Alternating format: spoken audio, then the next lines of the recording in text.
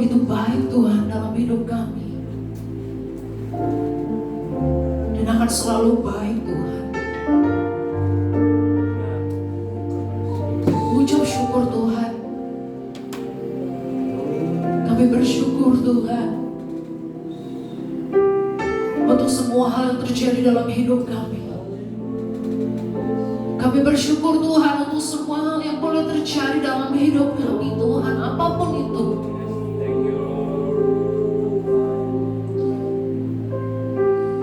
Kami bersyukur karena kami boleh melaluinya bersama dengan Engkau Tuhan. Terima kasih Tuhan. Terima kasih Tuhan. Terima kasih Tuhan Yesus.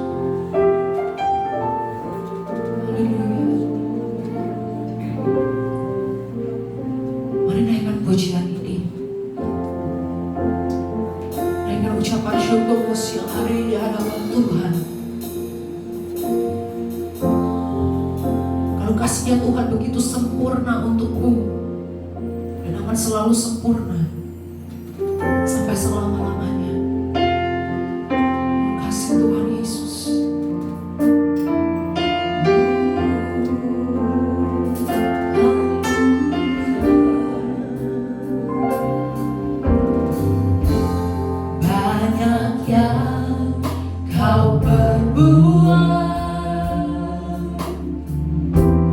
Di dalam hidupku, jangan indahnya Tuhan yang terjadi dalam hidupku dan hidupku.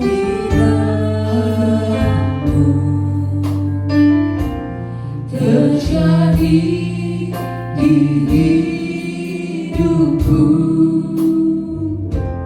Bapa yang mengerti segala yang ku perlu. Sungguh sempurna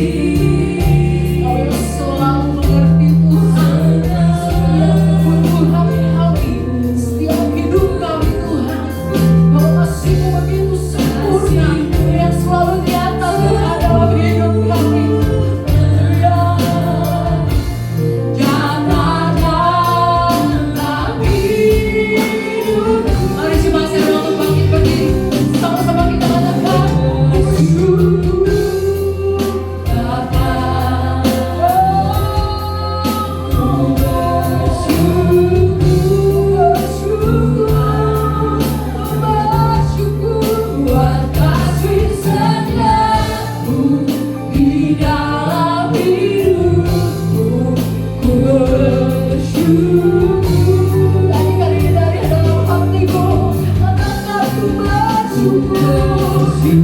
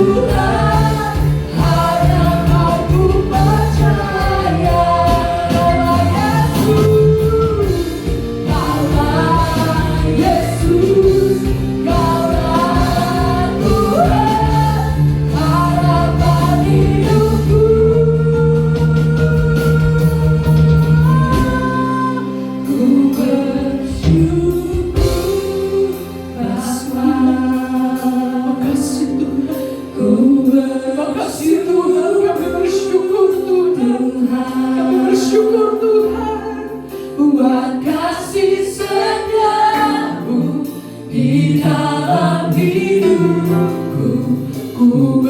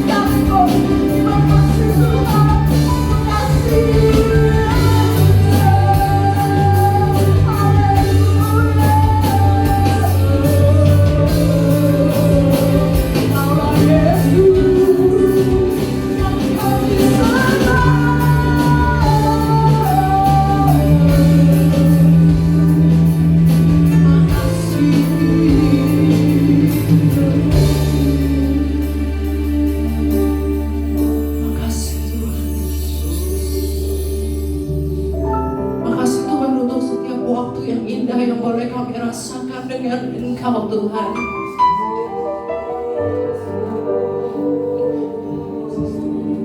Kami bersyukur Tuhan.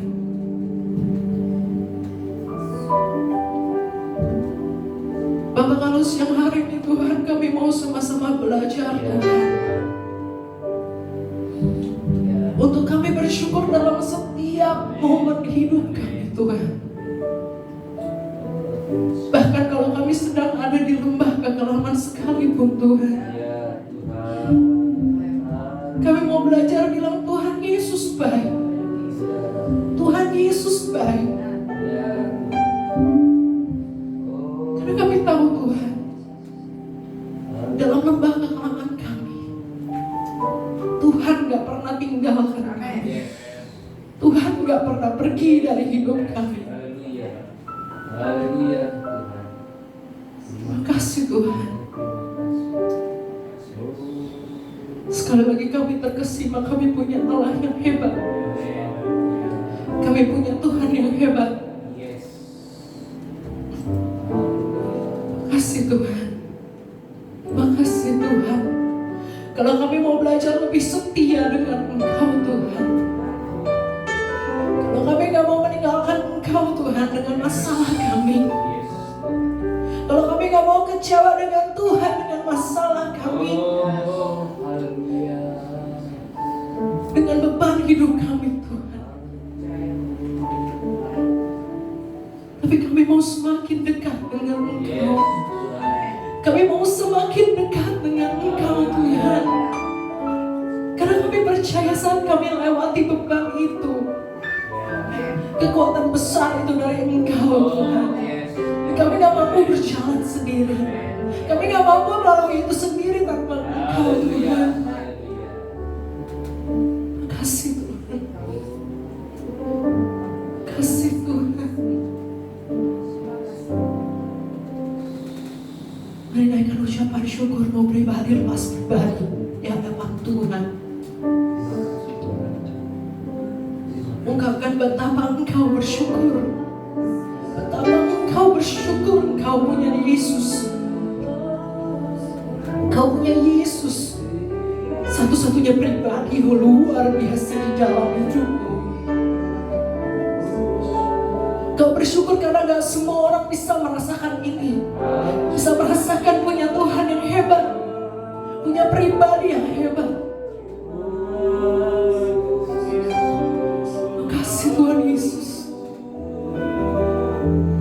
Makasih Tuhan Yesus. Mari katakan terima kasih Tuhan Yesus. Terima kasih Tuhan Yesus. Terima kasih Tuhan Yesus. Terima kasih Tuhan Yesus. Aku bersyukur. Aku bersyukur aku boleh berdiri saat ini bersama dengan Engkau Tuhan. Aku berdiri saat ini Tuhan karena Engkau yang ada di sampingku Tuhan. Haleluya. Terima kasih Tuhan. Terima kasih Tuhan Yesus.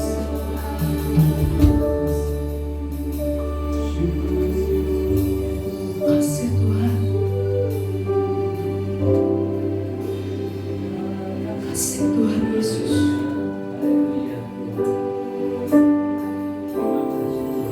Ku bersyukur Bapa. Ingat pujian dengan sungguh-sungguh. Ku bersyukur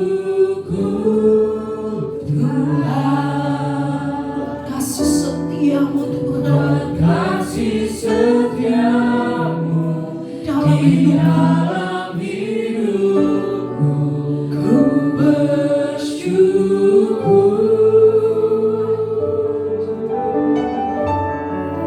Ku bersyukur Bapa. Ku bersyukur Tuhan. Buat kasih setiamu di dalam hidupku. Ku bersyukur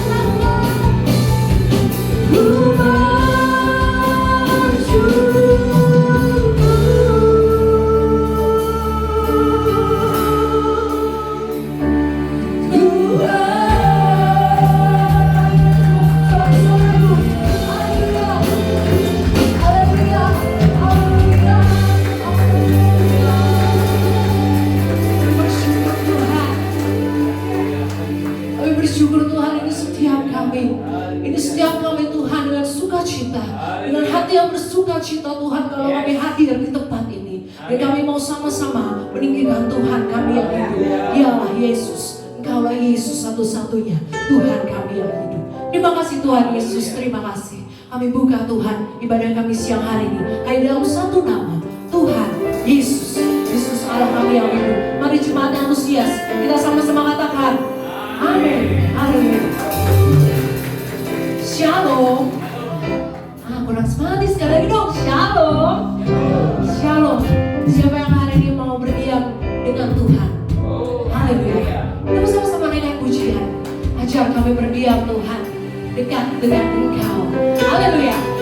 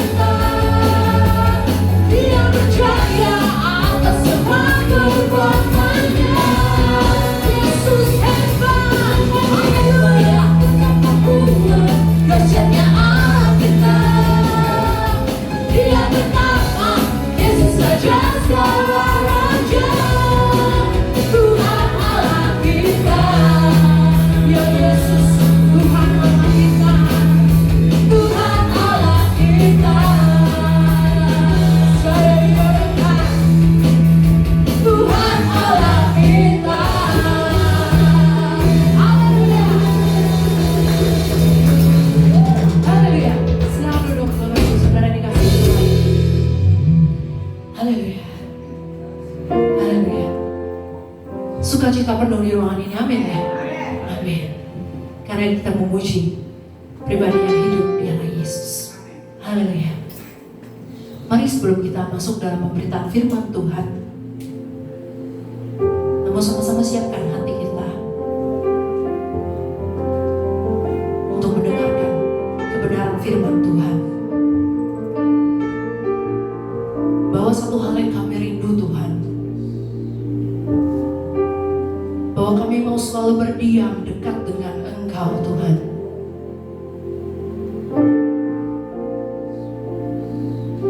Itulah kerinduan setiap kami Tuhan. Haleluya. Terima kasih Tuhan.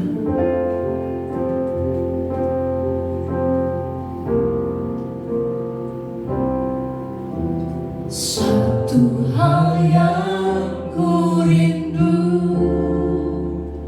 diam di bawah kaki-Mu Tuhan. Diam di dalam rumah-Mu. Satu hal yang ku pinta,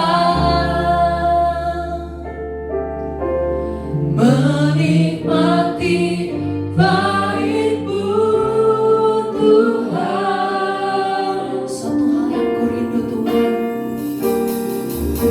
Satu hal yang ku rindu.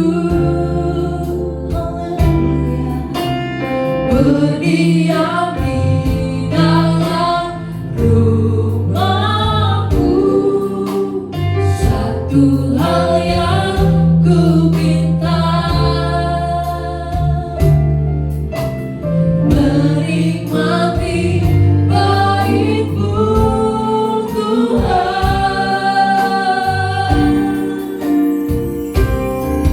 Lebih baik satu hari di pelataran-Mu, daripada 1000 hari di tempat lain.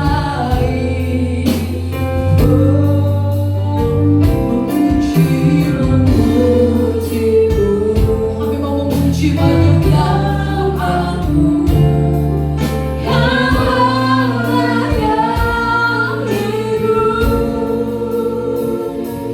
dan menikmati semua kemuliaan-Mu. Dengan lebih sungguh lagi katakan, oh satu hal yang kami rindukan Tuhan. Kalau kami mau berdiam di dalam rumah-Mu Tuhan, kita menjadi kerinduan. Berdiam di dalam rumah-Mu. Satu hal yang ku minta, menikmati bait-Mu Tuhan. Masih ada bangkit berdiri, sama-sama kita katakan, bahwa lebih dari satu hari Tuhan, di pelataran Tuhan, di pelataran-Mu, dari mana, dari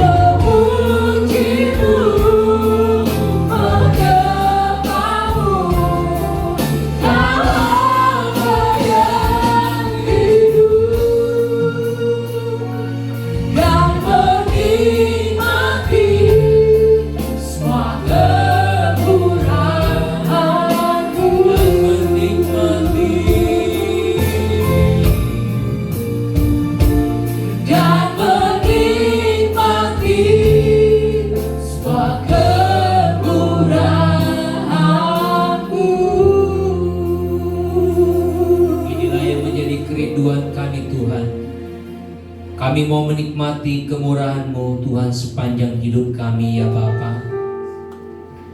Sebentar Tuhan, kami akan mendengarkan kebenaran firman-Mu.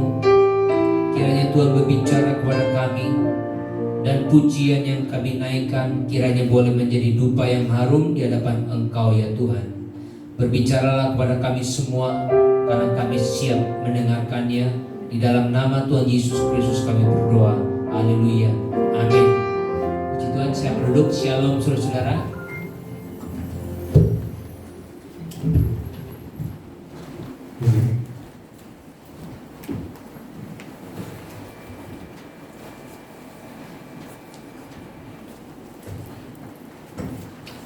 Hari ini kita akan membaca Alkitab kita di dalam 1 Tawarikh 13 ayat 1 sampai ayatnya yang ke-12 ya. Berbunyi demikian. Ayat yang pertama, Daud berunding dengan pemimpin-pemimpin pasukan 1000 dan pasukan 100 dan dengan semua pemuka. Perhatikan cerita ini saudara-saudara Tuhan. Berkatalah Daud kepada seluruh jemaah Israel, jika kamu anggap baik dan jika diperkenankan Tuhan Allah kita, baiklah orang menyuruh kepada saudara-saudara kita yang masih tinggal di daerah-daerah orang Israel, dan di samping itu kepada para imam dan orang-orang Lewi yang ada di kota-kota yang di sekeliling tanah pengembalaan mereka, supaya mereka berkumpul kepada kita. Dan baiklah kita memindahkan tabut Allah kita ke tempat kita, sebab zaman Saul kita tidak mengindahkannya. Maka seluruh jemaat itu berkata bahwa mereka akan berbuat demikian, sebab usul itu dianggap baik oleh segenap bangsa itu. Lalu Daud mengumpulkan semua orang Israel di sungai Sikor di Mesir sampai ke jalan yang menuju Hamat, yang untuk menjemput tabut Allah dari Kiryat Yearim.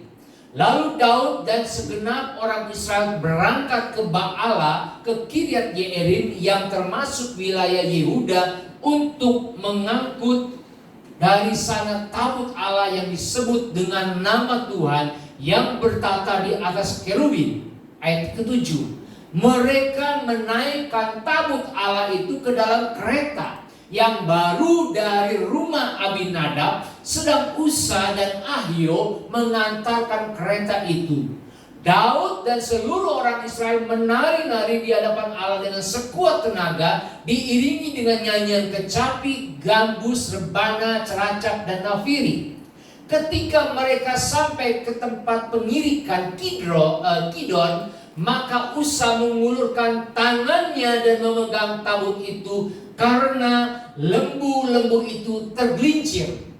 Maka bangkitlah murka Tuhan terhadap Usa, lalu ia Tuhan membunuh dia oleh karena Usa telah mengulurkan tangannya kepada tabut itu. Ia mati di sana di hadapan Allah.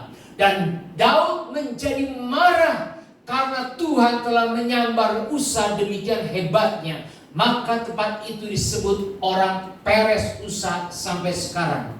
Pada waktu itu Daud menjadi takut kepada Allah, lalu berkatanya, bagaimanakah aku dapat membawa tabut Allah itu ke tempatku? Saudara kasih di dalam Tuhan, dari cerita ini, saudara-saudara Tuhan, menurut saudara, kesan apa yang didapat dari pembacaan kita? Dari ayat 1 sampai ayat yang ke-12, kesan saudara apa yang saudara baca? Mungkin saudara berkata, Tuhan itu kejam ya. Orang mau bantuin pegang tabut, ternyata dia mati. Tuhan itu kejam banget. Atau saudara berkata, kesian ya Usa ya. Usa itu kan niatnya baik, mau menolong supaya tabut itu jangan jatuh. Kenapa dia mati? Betul? Kesan dari cerita ini seperti itu, saudara-saudara Tuhan. Orang kok mau berbuat baik malah mati. Dari pembacaan kita, saudara-saudara Tuhan, ada 3 hal yang kita belajar. Ya, yang pertama tentang tabut, ya, tentang tabut. Ya. Nah, tabutnya seperti ini dan sudah difilmkan tahun 1981, Indiana Jones, ya, yang disutradarai oleh Steven Spielberg. Tuhan, ini film populer, ya. Tabut ini dimensinya itu panjangnya 125 cm, ya, lebarnya 75 dan tingginya 75 cm, ya. Mungkin saudara tahu lah, yang suka film-film petualangan ini, Indiana Jones ini begitu heboh, saudara Tuhan, berseri, saudara. Nah, pertanyaannya, ya, kan di film itu juga saat sudah ditemukan akhirnya tidak bisa terbuka, ya, pasti buka mati, saudara Tuhan.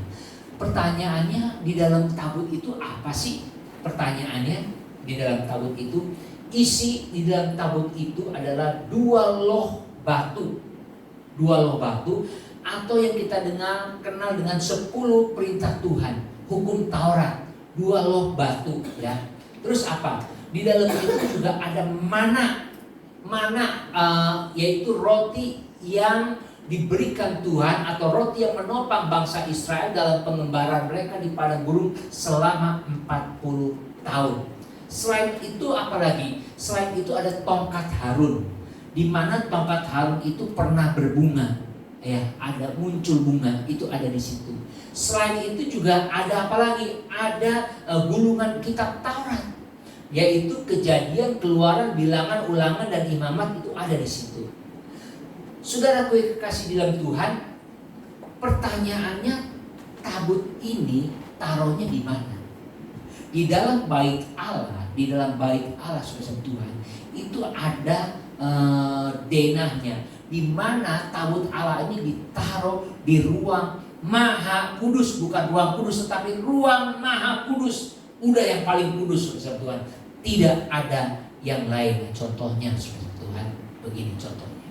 Nah, ini tabut ini, ya, itu adanya di ujung, ya, ruang Maha Kudus. Kalau kita jemaat itu biasanya adanya di luar, ya.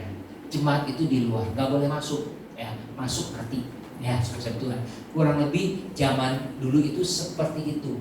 Tabut perjanjian merupakan tempat di mana Allah bertemu dengan umatnya. Selain itu juga merupakan tanda kehadiran Allah di antara umat Israel. Ini sakral sekali, saudara Tuhan, ya.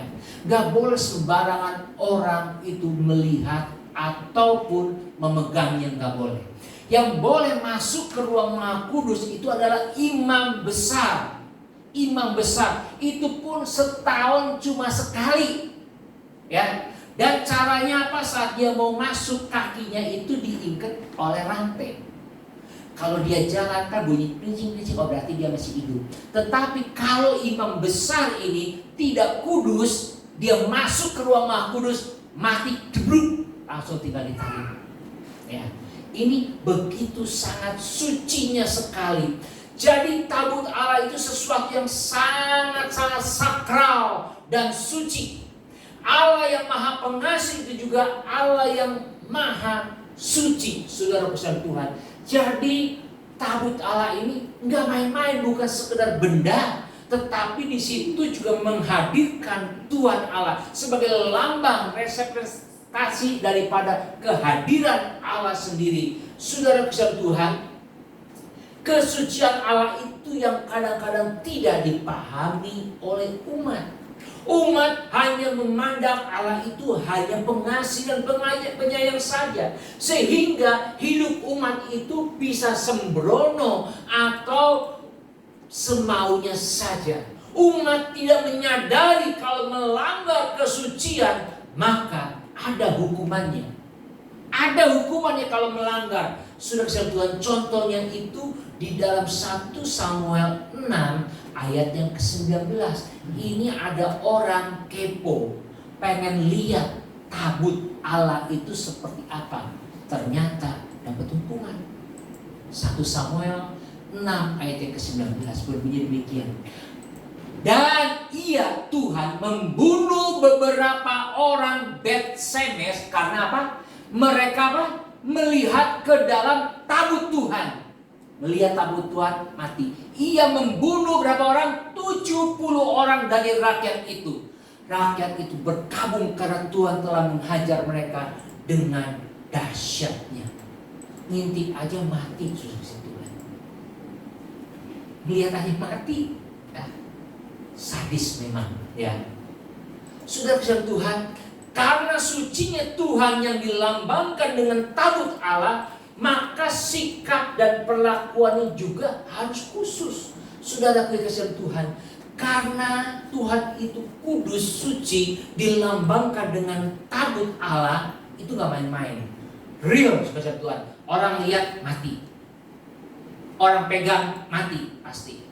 Nah, untuk memindahkan tabut, memindahkan tabut, Tuhan sudah membuat SOP-nya, yaitu yang boleh mengangkat atau yang membawa tabut adalah suku Lewi dari Bani Kehat, dan ia harus seorang imam. Kita lihat di dalam Bilangan 3 ayat yang ke-30 dan sampai 32. Pemimpin puak Kehat dan kaum-kaumnya ialah Elisafan bin Uziel, yang harus dipelihara mereka ialah apa? Tabut. Ini tugasnya. Meja kandil, meja mesbah-mesbah, perkakas tempat kudus yang dipakai untuk menyelenggarakan ibadah, juga tirai, termasuk segala pekerjaan yang berhubungan dengan semuanya itu. Adapun pemimpin tertinggi orang Lewi ialah Eliezer, anak Imam Harun, yang mengawasi mereka yang memelihara barang-barang kudus. Saudara kesatuan sudah dikasih tahu SOP-nya, bahwa yang mengurus adalah bukan orang sembarangan, ada dari suku Lewi, tapi juga dia harus seorang imam. Jadi yang membawa tabut Allah itu sudah ditentukan oleh Allah sendiri. Allah sendiri yang menentukan. Begitu juga dengan cara mengangkutnya, itu ada SOP-nya, saudara Tuhan. Enggak sembarangan. Di luar negeri, saudara Tuhan, kalau orang mau pindahkan piano, itu enggak sembarangan, harus bersertifikasi, ya. Apalagi pianonya yang mahal, piano Steinway. Waduh, itu harus bersertifikasi. Dan ini sama juga, tabut Allah juga saat mau dipindahkan itu ada SOP-nya. Sudah ditentukan di dalam Keluaran 25 ayat yang ke-14 dan 15. Haruslah engkau memasukkan kayu pengusuk itu ke dalam gelang yang ada pada rusuk tabut itu, supaya dengan itu tabut dapat diangkut. Tabut itu harus diangkut. Kayu pengusuk itu harus tetap tinggal dalam gelang itu, tidak boleh dicabut dari dalamnya.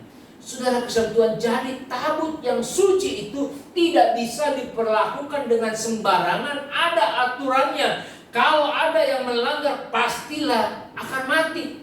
Sebab sekali tabut Tuhan adalah lambang kehadiran Tuhan sendiri, dan tabut itu adalah sarana Tuhan berbicara dengan umatnya. Jadi sesuatu yang sangat sakral sekali. Nah, implementasi bagi kita saat ini adalah bahwa tabut Tuhan itu adalah ya gerejanya. Tabut Tuhan sekarang ini adalah gereja. Barang siapa tidak menghargai atau memandang rendah atau memandang remeh rumah Tuhan atau gereja ini, pastilah akan mendapatkan hukuman, saudara-saudara Tuhan.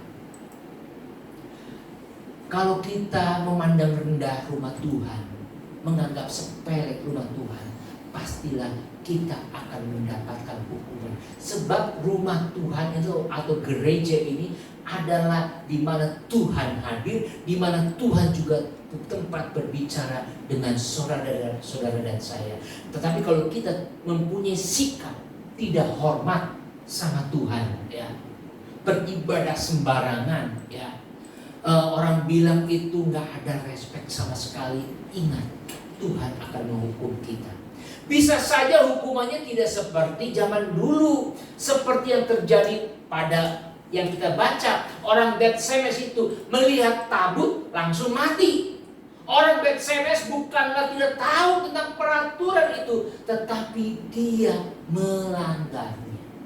Kepo, pengen tahu, udah dikasih tahu, lu jangan lihat tuh mati, tetapi kepo. Artinya juga dia tidak menghargai Tuhan. Saat saudara dan saya, kita ini tidak mempunyai respect terhadap Tuhan di dalam ibadah, engkau hati-hati, engkau akan mengalami hukuman daripada Tuhan. Di zaman Yesus juga pernah terjadi bahwa orang-orang yang sudah tidak lagi menghargai atau menghormati bait Allah atau rumah Tuhan, dengan menjadikan bait Allah itu menjadi tempat dagangan seperti pasar, sehingga Tuhan Yesus marah dan menjungkir balikan meja-meja pedagang. Sama, Yesus melihat bukan mereka tidak boleh dagang, tetapi mereka tidak ada lagi hormat lagi sama Tuhan. Masa jualan sampai masuk-masuk ke gereja, ya, ke tempat ibadah, kurang lebih begitu, saudara. Dan itu begitu gaduh sekali sehingga Tuhan Yesus marah. Kita juga saat ini diminta oleh Tuhan untuk kita mempunyai rasa hormat sama rumah Tuhan. Saudara, orang yang tidak punya rasa hormat sama Tuhan, pastilah dia juga akan tidak dihormati oleh orang lain. Wong orang Tuhan saja yang tidak kelihatan dia tidak hormati, bagaimana dia bisa menghormati orang yang kelihatan? Betul nggak saudara Tuhan? Jadi mari kita mau belajar menghormati yang tidak kelihatan, yaitu Tuhan Allah kita. Maka dengan kita menghormati yang tidak kelihatan, maka kita juga akan dihormati. Jadi tabut Tuhan Allah itu adalah tanda kehadiran dan kesucian Tuhan. Maka dari itu haruslah kita punya rasa hormat sama Tuhan. Kalau tidak, mau malapetaka menimpa di dalam kehidupan kita. Milikilah rasa hormat. Itu yang pertama, tentang tabut. Kedua, tentang Usa. Pertanyaannya, siapa Usa? Usa ini siapa? Kok bisa sampai mengalami kematian yang sangat tragis? Usa menurut catatan Alkitab adalah anak dari Abinadab. Abinadab ini siapa? Abinadab adalah keturunan Lewi, tetapi bukanlah seorang imam. Dia cuma hanya keturunan Lewi, tetapi bukan seorang imam. Jadi soal peraturan tentang tabut Allah, Usa ini tentulah paham betul. Karena dia itu garis keturunannya adalah orang Lewi. Bahwa tabut Allah adalah sesuatu yang kudus dan suci, adalah sesuatu yang tidak boleh sembarangan orang melihat dan orang menyentuhnya. Sebab saat orang melihat dan menyentuhnya, pastilah ia akan mati. Usa tahu betul itu. Tetapi dalam bacaan kita tadi melihat bahwa tabut Allah itu mau jatuh karena tergelincir. Seharusnya Usa yang tahu tentang peraturan itu dibiarin saja. Tetapi Usa menyentuhnya untuk menyelamatkannya. Dari sudut pandang manusia, ya dong, sayang kalau sampai jatuh itu bagaimana? Itu dari sudut manusia. Tetapi saudara, dari sudut pandang Tuhan itu berbeda. Jangan kita berpikir kita harus membantu pekerjaan Tuhan. Seringkali kita punya konsep seperti itu, saya mau membantu pekerjaan Tuhan. Saya kasih tahu saudara-saudara Tuhan, pekerjaan Tuhan itu gak perlu kita bantu. Pekerjaan Tuhan itu tidak perlu kita bantu. Sebab siapa kita di hadapan Tuhan? Kita ini adalah orang yang berdosa. Usa merasa dia mau membantu Tuhan. Ini juga yang terjadi pada anak-anak Tuhan. Dia merasa mau membantu pekerjaan Tuhan. Ada seorang pendeta senior, gerejanya besar. Kalau saya sebutkan itu di Kemayoran, gereja Reform. Pendeta Stephen Tom, dia bilang, saya tidak suka dengan orang yang mau membantu pekerjaan Tuhan. Kalau engkau mau melayani, melayani saja. Kalau engkau mau memberi persembahan, memberi saja persembahan Tuhan. Jangan menggunakan kata embel-embel membantu pekerjaan Tuhan. Sebab pekerjaan Tuhan tidak perlu kau bantu. Dia dengan tegas mengatakan itu. Emangnya siapa kita yang mau membantu pekerjaan Tuhan? Kita ini tidak layak. Jadi saudara kesal Tuhan, usaha ini seperti itu. Dia mau membantu supaya tabut itu jangan jatuh.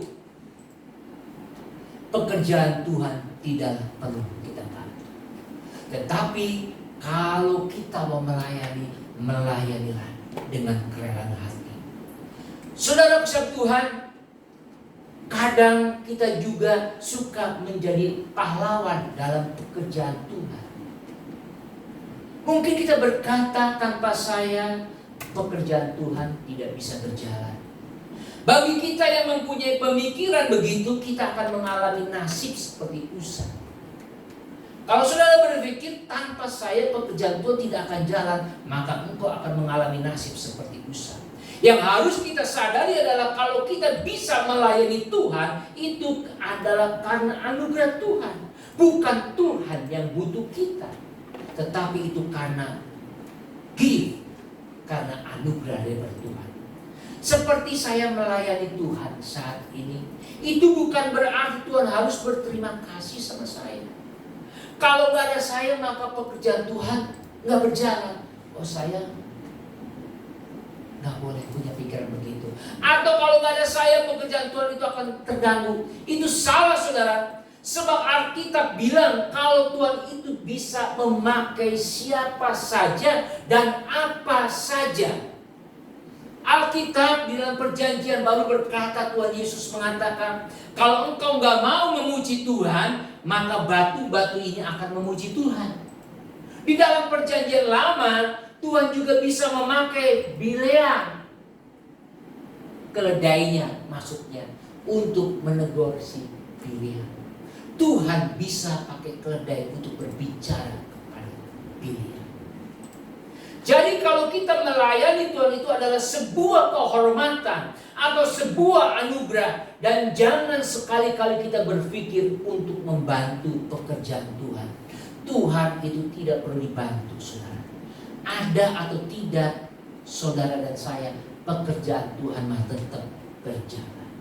Jadi haruslah kita sadar posisi kita.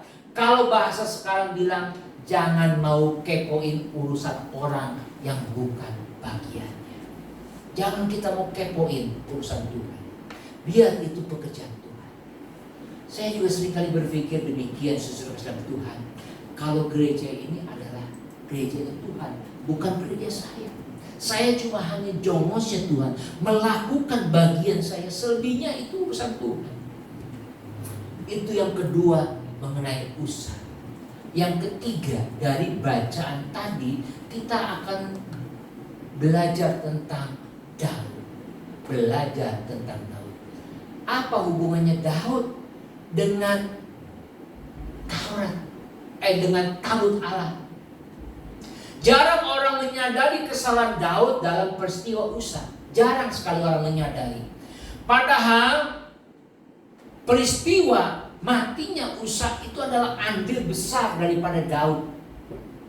Andilnya di mana? Daud itu punya peran besar sekali dalam kematian Usa.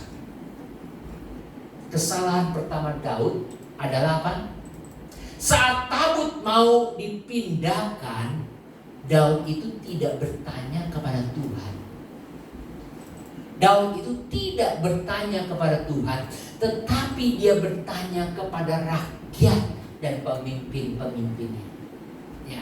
Di sini Daud melakukan kesalahannya, yaitu dengan tidak menghormati Tuhan, tidak bertanya kepada Tuhan, malah Daud bertanya kepada umat. Saudara, saat kita mengutamakan Tuhan di dalam kehidupan kita, disitulah awal berkat Tuhan datang. Tetapi saat kita tidak mengutamakan Tuhan di dalam kehidupan kita, disitulah juga awal munculnya masalah. Saat ini, melalui cerita ini, Tuhan mengingatkan pada kita, mari kita mengutamakan Tuhan di dalam kehidupan kita. Dalam segala hal, baiklah kita mau bertanya kepada Tuhan terlebih dahulu. Bertanya lebih dahulu kepada Tuhan. Kalau saudara baca tentang kehidupan Daud, Daud itu sebelum-sebelumnya bertanya loh, suka bertanya sama Tuhan, suka bertanya, kenapa pas bagian ini kok dia nggak bertanya kepada Tuhan? Kenapa? Nanti saya akan jawab pertanyaan ini. Untuk melakukan segala sesuatu, kalau kita mau bertanya kepada Tuhan, maka hasilnya akan lebih baik, saudara. Kalau kita bertanya kepada Tuhan, Tuhan apa yang harus saya lakukan? Tuhan apa yang harus saya perbuat? Maka hasilnya akan lebih baik. Itu yang pertama, kesalahan Daud, dia tidak bertanya kepada Tuhan. Kesalahan Daud yang kedua adalah Daud memindahkan tabut itu menggunakan kereta. Betul? Ya. Daud itu memindahkan tabut itu dengan kereta, saudara kesalahan Tuhan. Padahal seharusnya memindahkan tabut itu harusnya diangkat atau ditandu, bukan menggunakan kereta. Dan yang mengangkatnya itu pun haruslah orang khusus, yaitu orang Lewi dan seorang imam. Memang Usa ini keturunan Lewi, tetapi Usa bukanlah seorang imam. Ini kesalahan Daud. Daud bukan orang yang tidak mengerti akan aturan ini, saudara-saudara Tuhan. Saya akan kasih tahu nanti jawabannya kenapa Daud melakukan ini. Saudara, banyak juga dari kita yang mengetahui aturan Tuhan dalam hidup kita, tetapi kita suka melanggarnya. Tuhan sudah tetapkan aturannya dalam hidup kita agar kita hidup seturut kehendak Tuhan, tetapi kita seringkali melanggarnya. Tuhan suruh kita untuk hidup kudus, kita melanggarnya. Tuhan suruh kita untuk hidup setia, kita melanggarnya. Orang yang suka melanggar jalan dan kehendak Tuhan, hidupnya akan mengalami banyak masalah. Daud yang sudah tahu aturan, kenapa Daud melanggar? Daud itu bukan orang yang tidak tahu. Dia tahu, tetapi kenapa Daud melanggarnya? Kesalahan yang ketiga dari Daud adalah, nah itu jawabannya. Kenapa Daud melanggar? Kenapa Daud tidak mengikuti peraturan? Karena Daud berambisi. Ini yang tidak orang ketahui. Ambisi Daud itu tidak orang ketahui. Saudara Kristus Tuhan, ambisi Daud menjawab terjadinya malapetaka Usa. Saudara, dalam peristiwa Usa, Daud itu baru saja dinobatkan menjadi raja. Raja yang sah untuk memerintah atas seluruh Israel. Daud baru saja memindahkan ibu kota ke Yerusalem. Ya, baru memindahkan ibu kota ke Yerusalem. Daud sekarang sudah menjadi raja dan ibu kota sudah ada. Cuma tinggal satu yang belum ada, yaitu tabut Allah. Kalau tabut Allah tidak ada, maka posisi Daud belum sempurna.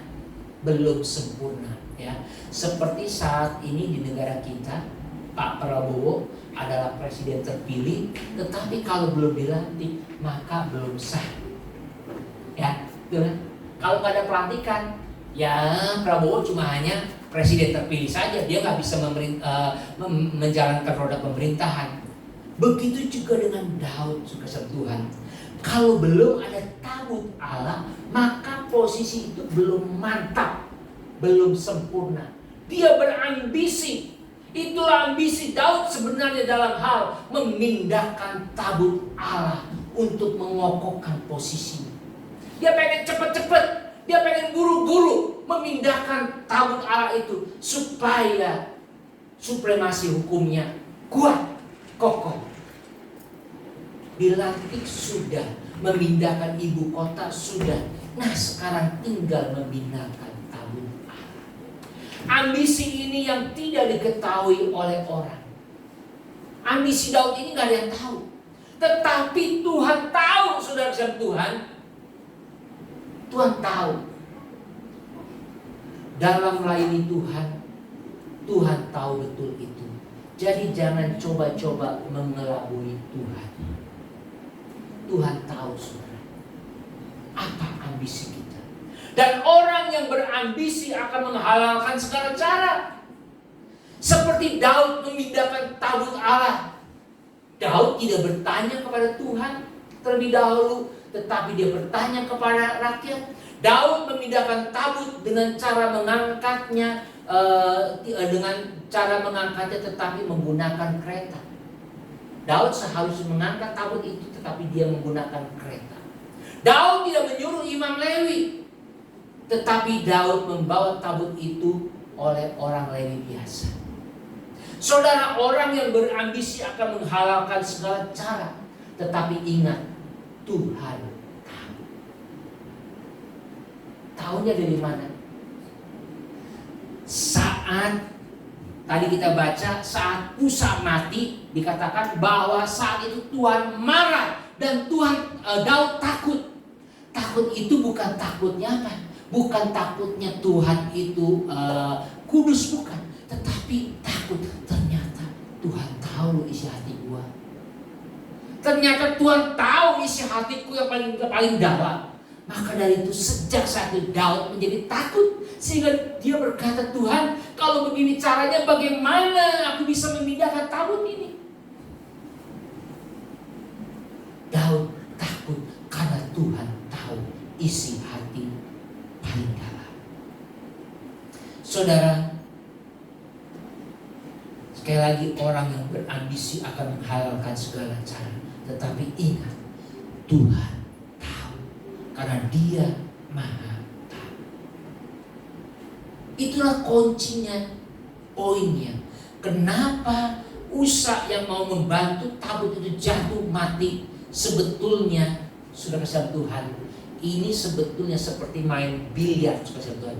Bolanya itu kesannya seperti kita mau serang, itu ternyata yang sasarannya lain. Sebetulnya bolanya adalah di Daud. Daud yang berambisi untuk memindahkan tabut Allah ini ke Yerusalem supaya mengokohkan posisinya dia sebagai Raja Israel. Saudara-saudara, mari saat ini kita menyelidiki hati kita masing-masing di hadapan Tuhan. Apakah kita ini masih mempunyai hati nurani yang murni dalam mengikut Tuhan? Saudara, mari kita mengintrospeksi diri kita pada siang hari ini. Ingat, Tuhan itu Maha Suci, Maha Kudus, Dia juga Maha Tahu akan isi hati kita. Mari kita akan bernyanyi lagu Selidiki Aku, Lihat Hatiku. Apakah ku sungguh mengasihimu Yesus? Engkau yang Maha Tahu dan menilai hidupku. Tak ada yang tersembunyi bagimu.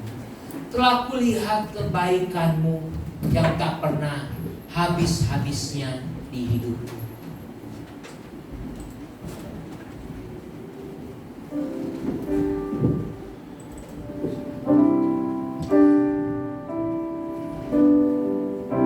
Selidiki aku, lihat hatiku. Apakah ku sungguh mengasihimu Yesus? Kau yang Maha Tahu, Kau yang Maha Tahu dan menilai hidupku, tak ada yang tersembunyi bagi. Sekali lagi, selidiki aku, selidiki aku. Amin Tuhan. Lihat hatiku, apakah ku sungguh mengasihimu Yesus? Kau yang Maha Tahu dan menilai hidupku,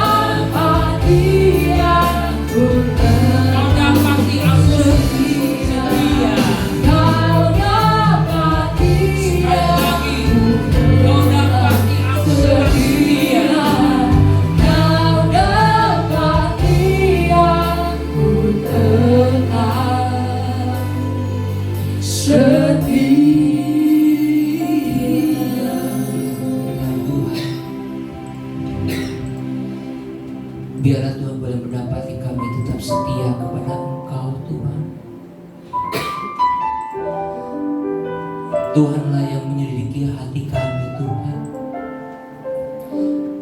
Mungkin kami boleh berdusta kepada orang lain. Mungkin kami boleh berbohong terhadap diri kami Tuhan. Tetapi Tuhan melihat hati kami yang paling dalam. Daud menjadi takut karena Daud tahu Tuhan itu Maha Tahu, yang menilik hati sampai yang paling dalam, yang memisahkan jiwa dan roh. Tuhan, ampuni kesalahan-kesalahan kami Tuhan. Setiap pelanggaran-pelanggaran kami, biarlah Tuhan ampuni ya Tuhan. Kami mau melayani Tuhan dengan ketulusan hati. Kami mau melayani Tuhan dengan kerelaan hati kepada Engkau, karena Tuhan lebih dulu mengasihi kami, karena Tuhan lebih dulu melayani kami. Terima kasih Tuhan, terima kasih. Dan kami Tuhan tidak mau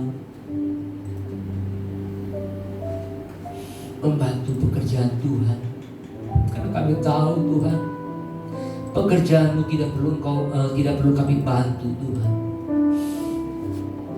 Engkau bisa mengerjakannya sendiri karena Engkau adalah Allah yang Maha Kuasa. Terima kasih Tuhan, terima kasih. Kau memberkati jemaat Tuhan di tempat ini, di dalam nama Tuhan Yesus Kristus kami berdoa. Haleluya, amin. Puji Tuhan.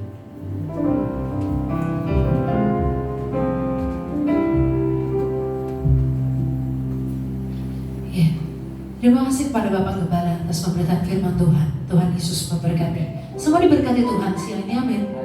Haleluya. Lalu sebentar kita akan memberikan persembahan kepada yang bertugas. Saya undang untuk maju ke depan.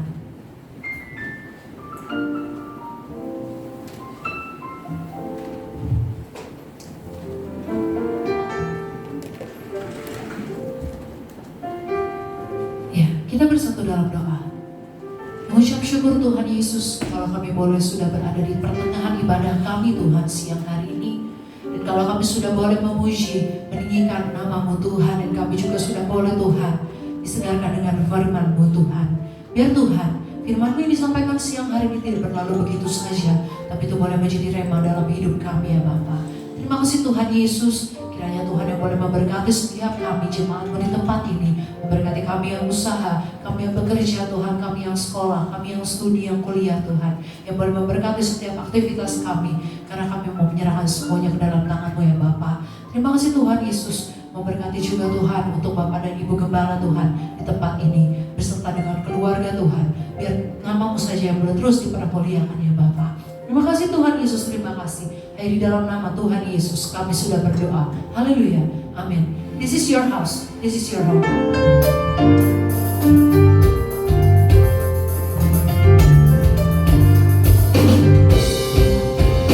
This is your house, it's your home. We welcome you, Lord, we welcome you. This is your house, it's your home.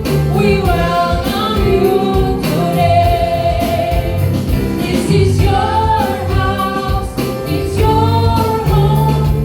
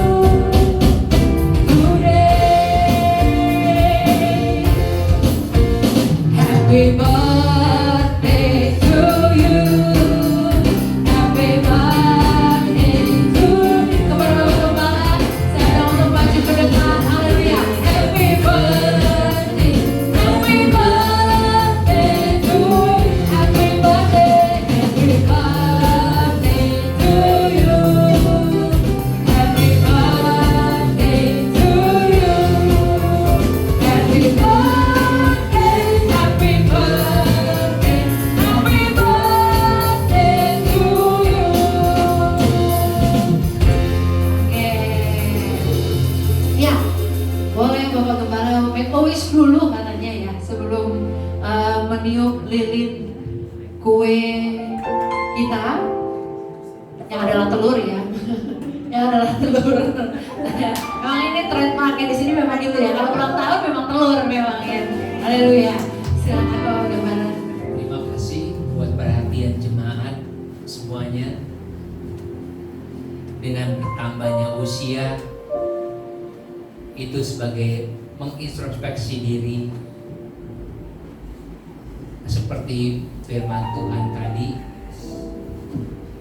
Tuhan tahu kedalaman hati setiap manusia. Saya juga mau untuk lebih baik lagi di tahun-tahun berikutnya. Puji Tuhan. Yuk lilinnya. Haleluya. Tepuk tangan untuk Bapak Gembala kita. Oke, selanjutnya ada hadiah nih Pak Gembala dari Bapak Pendeta Boy beserta dengan istri. Bisa diputar videonya? Ya. Haleluya. Selamat ulang tahun Pak Hasan. Maju terus dalam penggembalaan. Diberkati keluarganya. Jadi berkat dan saksi Kristus. Amin. Amin. Oke, Bapak Ibu ini kita akan berdoa bersama dan doanya akan dipimpin dari video oleh Bapak Pendeta Boy. Saya undang untuk bangkit berdiri, kita bersatu hati ya, Saya undang kita semua berdiri bersama untuk berdoa buat Bapak Gembala kita, Bapak Pendeta Muda Hasan Winardi. Mari saya undang dengan hormat kita berdiri bersama. Mari kita berdoa. Tuhan, kami mengucap syukur kalau hari ini persis Engkau tambahkan 1 tahun lagi bukti pemeliharaanmu kepada Gembala sidang kami, Bapak Hasan Winardi, ya Tuhan Yesus. Terima kasih Tuhan, Engkau Allah yang selalu berkasih setia kepada beliau.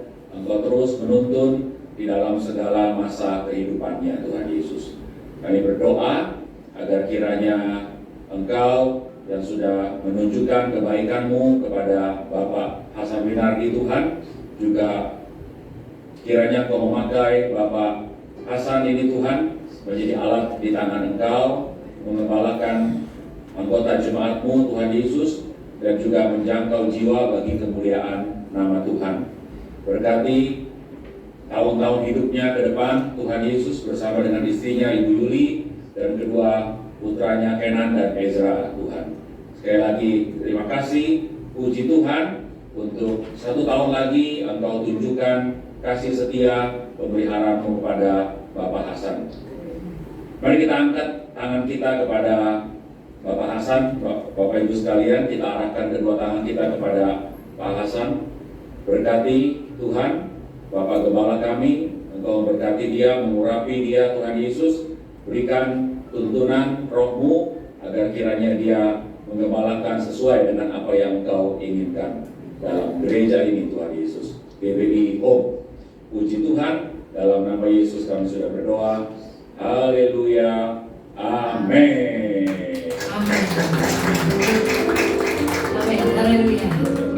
Oke, selanjutnya ada pengumuman. Ya, silakan kepada Ibu Gembala.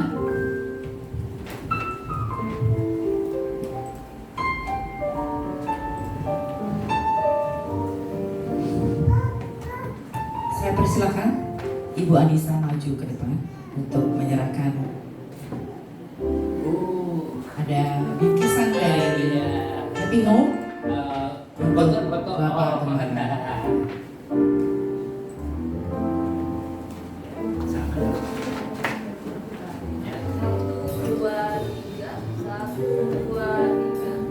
Terima kasih.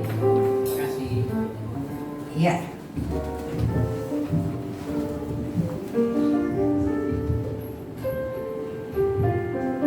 Warga jemaat untuk minggu ini, Kamis ini kita ada persekutuan doa di tempat ini jam 7 malam seperti biasa. Khusus. Ya. Rencananya memang Kamis ini kita ada acara makan bersama. Jadi mengundang jemaat yang lain yang mungkin bisa hadir untuk Kamis ini. Persilakan hadir jam 7 malam, kita bisa berfellowship bersama dan makan malam bersama setelah doa. Sepertinya ada yang terhubung. Ini surprise terakhir buat Bapak Gembala.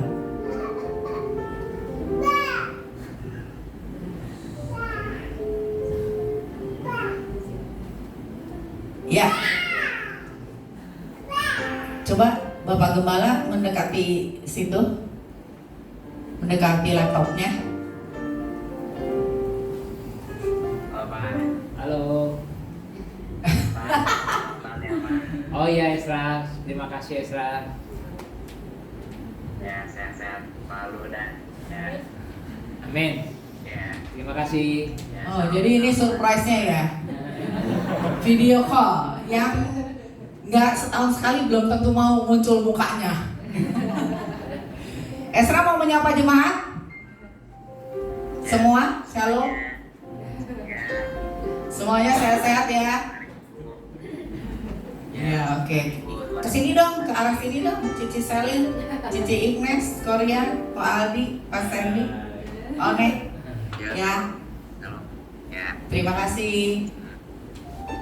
Baik, saya serahkan kembali kepada Cici Selin.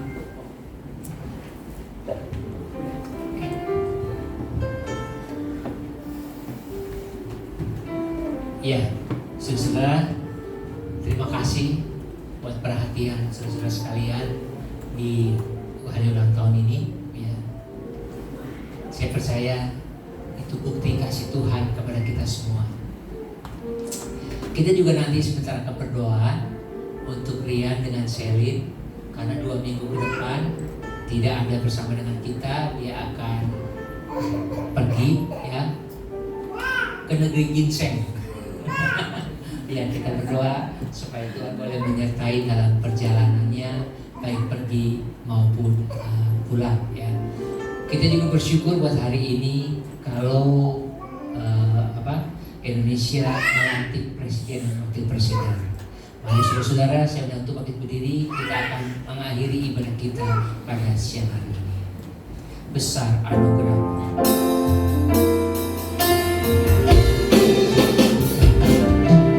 Besar anugerah-Mu,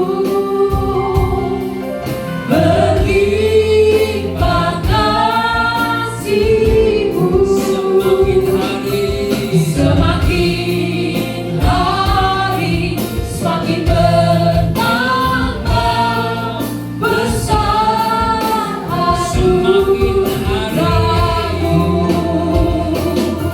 semakin hari semakin bertambah. Besar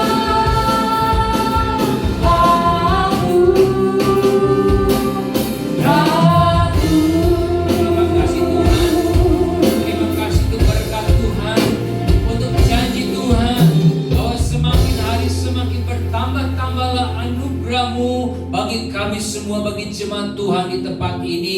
Terima kasih Tuhan buat kebaikan-Mu ya Bapa. Hamba berdoa untuk setiap jemaat Tuhan di tempat ini, biar Tuhan boleh memberkati baik yang hadir pada siang hari ini maupun yang tidak Tuhan.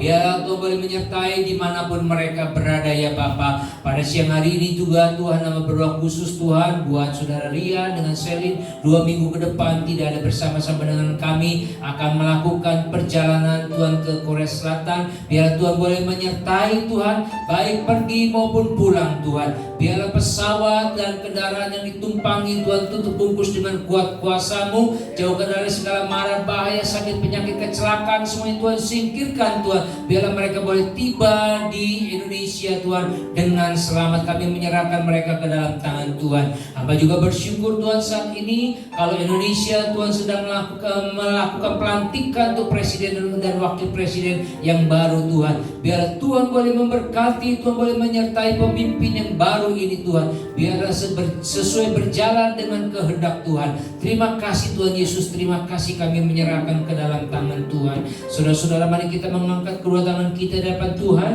Jikalau engkau benar-benar memperhatikan firman Tuhan dan melakukan apa yang Tuhan perintahkan kepadamu pada hari ini, maka segala berkat Tuhan akan mengalir dalam kehidupanmu, baik dalam usahamu, baik dalam pekerjaanmu, baik dalam studimu, baik saat engkau masuk maupun saat engkau keluar dari rumahmu. Maka dari itu saudara-saudaraku yang kasih dalam Tuhan, pulanglah dengan membawa berkat daripada Allah Bapa, kasih daripada Tuhan Yesus Kristus, dan persekutuan yang manis dengan Roh Kudus yang menyertai saudara mulai saat ini sampai Tuhan Yesus datang menjemput kita di awan-awan yang permai. Di dalam nama Tuhan Yesus Kristus kami berdoa. Haleluya.